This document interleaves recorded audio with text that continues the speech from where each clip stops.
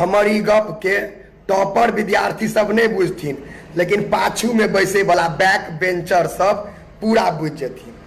अहाँ सब गौर के नहीं हेबै जे टॉपर रहल है अपन सबक क्लास में स्कूल में, ओकरा सबके 99 नंबर किया नहीं आबि जाओ, वो सब 1 नंबर ले हंगामा कऽ दैते, मारि कऽ लेते जे हमरा केना काटि लेलहुँ एना ओना।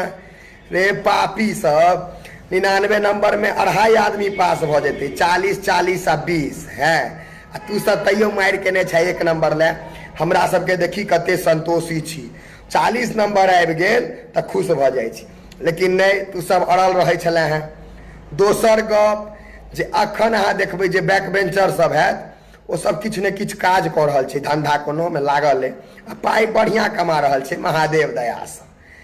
लेकिन वो सब जे छलैया से अखनो पटना में तो दिल्ली में कोई बैंकक तैयारी कर रहा है, कोई CGL के कर रहा है, वो सब 10 साल से परीक्षा दऽ रहल छै आ तैयो किछु नहीं भऽ रहल छै। आ 10 साल में इम्हर हमरा सब एहन बैक बेंचर जे और छलैया भाई बंधु सब, से सब मोटगर पाई कमा कर राखि लेलकै।